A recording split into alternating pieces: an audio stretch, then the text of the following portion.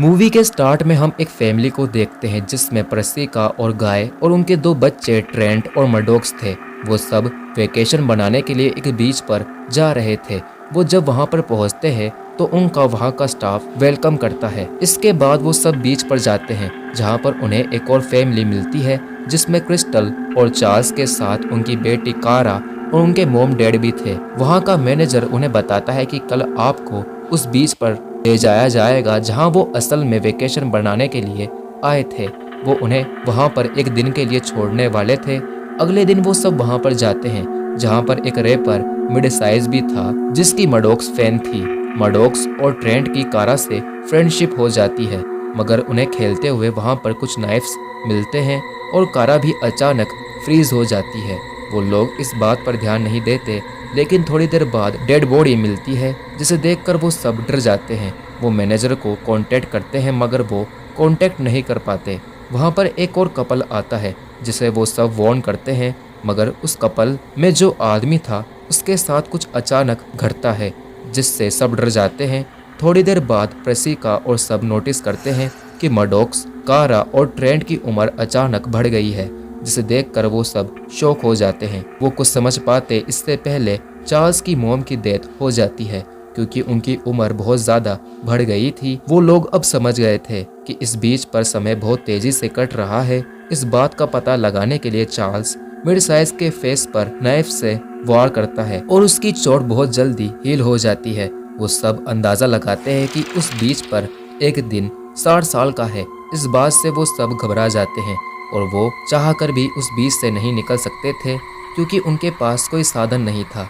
इस सब के बीच प्रसिका बेहोश हो जाती है क्योंकि उसका किडनी स्टोन बड़ा हो गया था, तो चार्ल्स उसे निकाल देता है जिससे प्रसिका ठीक हो जाती है। अब वो सब जल्दी से जल्दी वहाँ से निकलने की कोशिश करने में लग जाते हैं क्योंकि उनके पास ज़्यादा टाइम नहीं था। यहाँ कारा और ट्रेंट इंटीमेट हो जाते हैं क्योंकि वो एक दूसरे को पसंद करने लगे थे। थोड़ी देर बाद कारा प्रेग्नेंट हो जाती है।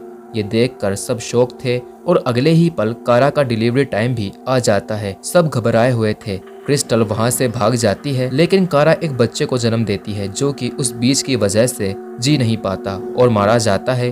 चार्ल्स को अचानक कुछ हो जाता है और वो मिड साइज को मार देता है।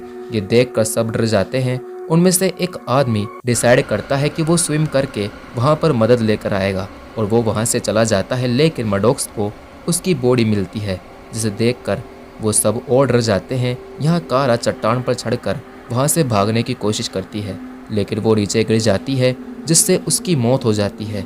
ये देखकर ट्रेंट को बहुत बुरा लगता है। शाम हो जाती है और सब लोग बहुत ज़्यादा अपसेट थे, मगर ट्रेंट को पत्थरों के बीच एक कैमरा मिलता है जिससे उन्हें पता चलता है कि उन्हें कोई देख रहा है। लेकिन तभी चार्ल्स गाय पर हमला करता है, मगर उसे प्रसिका नाइफ से कट मार देती है जिससे उसकी मौत हो जाती है। मडोक्स और ट्रेंट वहां से बाहर निकलने का रास्ता ढूंढ रहे थे, तभी उनके सामने क्रिस्टल आती है जो कि अब एक क्रीचर बन गई थी, मगर चार्ल्स के मर जाने की वजह से वो भी मर जाती है। कुछ देर बाद वहां पर जितने भी पेरेंट्स थे सब मर जाते हैं और अब सिर्फ मडोक्स और ट्रेंट ही बचे थे। वो दोनों पानी के नीचे से वहां से निकलने का रास्ता ढूंढते हैं और उन्हें एक गुफा मिल जाती है। यहाँ पर जो आदमी उन्हें देख रहा था उसे लगता है कि सब मारे गए, तो वो वहाँ से चला जाता है और वो होटल के सारे लोग फिर से एक फैमिली को फंसाने की तैयारी में लग जाते हैं। असल में वो सब लोग साइंटिस्ट थे जो कि एक ऐसी दवाई बना रहे थे जिससे लोगों की एज बढ़नी रुक जाए। इसलिए जब भी कोई फैमिली वहाँ आती तो वो उन्हें ड्रिंक में वो दवाई मिलाकर पिला देते और फिर उन्हें बीच पर छोड़ देते और फिर उन्हें नोटिस करते कि दवाई का क्या असर उनके ऊपर हो रहा है। लेकिन इस बार वहाँ मडोक्स और ट्रेंट आकर उन सब की पोल खोल देते हैं, जिसके बाद वो होटल बंद कर दिया जाता है और इसी के साथ ये मूवी एंड हो जाती है।